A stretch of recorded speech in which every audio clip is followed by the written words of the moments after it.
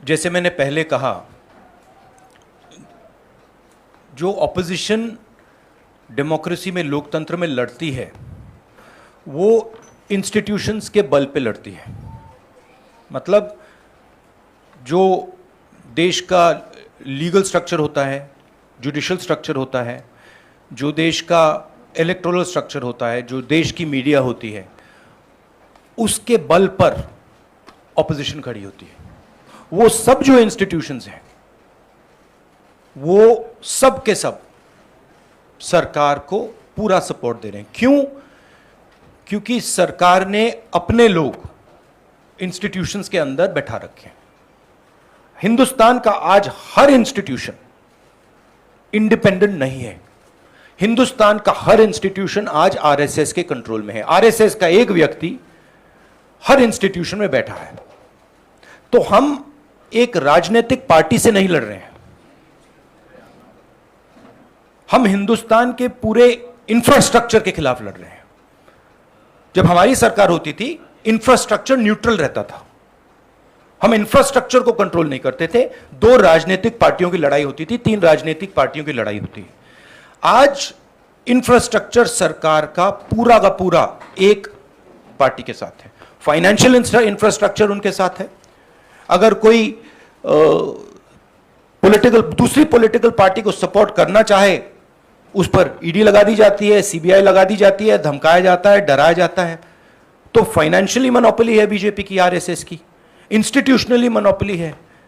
इसीलिए opposition effectively, aggressively खड़ी हो रही है, बट इंपैक्ट जो होना चाहिए वो दिख नहीं रहा है। आज सबसे ज्यादा अनएम्प्लॉयमेंट हिंदुस्तान में, महंगाई बढ़ती जा रही है, गैस सिलेंडर की प्राइसेस बढ़ती जा रही हैं। पता नहीं, शायद मतलब फाइनेंस मिनिस्टर को मतलब ये आंकड़े दिख ही नहीं रहे हैं, या उनको बताया गया है कि बस बोलते जाइए, बट ये रियलिटी नहीं है। आप किसी भी कस्बे में चले जाइए, किसी भी गांव में चले जाइए, किसी भी शहर में चले जाइए, पूछिए महंगाई की क्या हालत है, आपको बताएंगे कि सबसे ज्यादा आज महंगाई है। तो देखिए, रियलिटी एक है और परसेप्शन एक बनाया जाता है। ठीक है,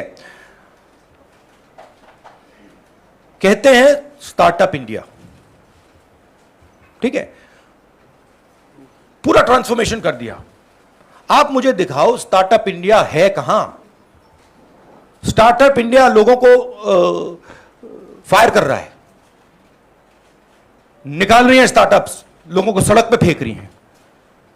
कोविड में हिंदुस्तान में कोई नहीं मरा। हेल्थ मिनिस्टर आपको कहेंगे कि हिंदुस्तान का परफॉर्मेंस दुनिया के सब देशों से बेहतर था। यूएन आपको कह रहा है कि 5 million people have died. Hindustan की सरकार कह रही है नहीं, वो झूठ बोल रहे हैं। गुजरात में आप जाएंगे, वहां पे मतलब लाशों के ढेर लग गए थे। गंगा में आपने देखा लाखों लोग मरे, मगर नहीं, हिंदुस्तान की सरकार कहती है यह सच्चाई नहीं है। बेरोजगारी बढ़ती जा रही है, हिंदुस्तान की सरकार कहती है सच्चाई नहीं है। महंगाई बढ़ती जा रही है, हिंदुस्तान की सरकार, उनकी जो फाइनेंस मिनिस्टर हैं, कहते हैं नहीं। पूरा कम्युनिकेशन स्ट्रक्चर उनके हाथ में। सिंपल थिंग, जितना मैं सच्चाई बोलूंगा उतना मेरे ऊपर आक्रमण होगा। मेरी प्रॉब्लम यह है कि मैं सच्चाई बोलता हूं, मैं डरता नहीं हूं। तो मैं अपना काम करूंगा, लोकतंत्र के लिए खड़े होने का काम करूंगा, महंगाई का मुद्दा उठाने का काम करूंगा, बेरोजगारी का मुद्दा उठाने का काम करूंगा, और मेरे ऊपर और आक्रमण होंगे। यह सच्चाई है। और जो धमकाता है वो डरता है। ये बात आप समझ लीजिए, जो डरता है वो धमकाता है। किससे डरते हैं? जो आज हिंदुस्तान की हालत है उससे डरते हैं। जो उन्होंने वायदे किए थे, जो उन्होंने पूरे नहीं किए, उससे डरते हैं। महंगाई से डरते हैं, बेरोजगारी से डरते हैं, जनता की जो शक्ति है उससे डरते हैं। क्यों डरते हैं? क्योंकि झूठ बोलते हैं। 24 घंटा ये लोग झूठ बोलते हैं। बेरोजगारी नहीं है, प्राइस राइज नहीं है, चाइना नहीं आया,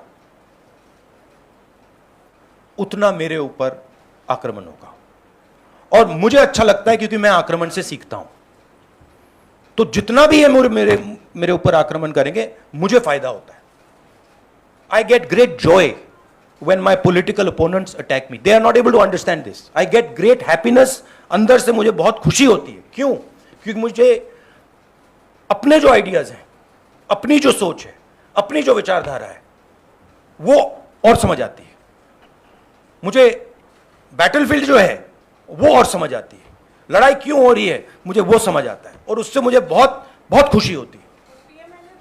आप एक काम कीजिए, अगर आपको मौका मिले, जो ईडी ऑफिसर्स ने मुझे इंटेरोगेट किया उनसे आप जाके बात कीजिए, वो आपको बता देंगे क्या हुआ उस कमरे में।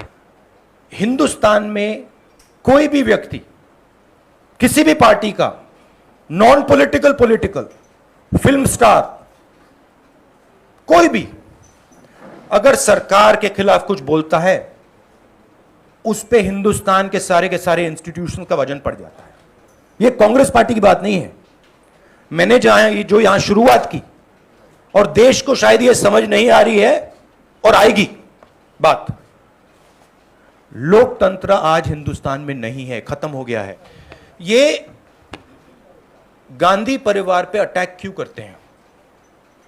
ये गांधी परिवार पे इसलिए अटैक करते हैं क्योंकि हम एक विचारधारा के लिए लड़ते हैं, और हमारे जैसे देश में करोड़ों लोग हैं। हम लोकतंत्र के लिए लड़ते हैं, हम कम्युनल हार्मनी के लिए लड़ते हैं, और सालों से लड़ रहे हैं। यह सिर्फ मैंने नहीं किया, सालों से हो रहा है। जान दी है मेरे परिवार ने। यह हमारी जिम्मेदारी है, रिस्पॉन्सिबिलिटी है, जो भी आप कहना चाहो, क्योंकि हम इन विचारधाराओं के लिए लड़ते हैं। जब हिंदुस्तान को बांटा जाता है, हिंदू मुसलमान को लड़ाया जाता है, हमें दर्द होता है। जब किसी को दलित कह के मारा जाता है, पीटा जाता है, हमें दर्द होता है। जब किसी महिला को पीटा जाता है, हमें दर्द होता है। इसीलिए हम लड़ते हैं। यह एक परिवार नहीं है, यह एक विचारधारा है। हाँ, हिटलर भी चुनाव जीत के आया था। हाँ, हिटलर भी चुनाव जीत जाता था। हिटलर चुनाव कैसे जीतता था? हिटलर चुनाव ऐसे जीतता था कि जर्मनी के पूरे इंस्टीट्यूशंस उसके हाथ में थे। उसके पास एसए थी, पैरामिलिट्री फोर्स थी, उसके पास पूरा का पूरा ढांचा था। मुझे पूरा का पूरा ढांचा दे दो, फिर मैं दिखाऊंगा आपको कैसे इलेक्शन जीता जाए। सारे के सारे हिंदुस्तान के इंस्टीट्यूशंस आज आरएसएस, बीजेपी के कंट्रोल में है। सारे के सारे, एक नहीं बचा है, सारे के सारे। तो जो ऑपोजिशन का आइडिया है, ऑपोजिशन के ऑर्गेनाइजेशंस नहीं, ऑपोजिशन का जो आइडिया है, उस पर आक्रमण हो रहा है।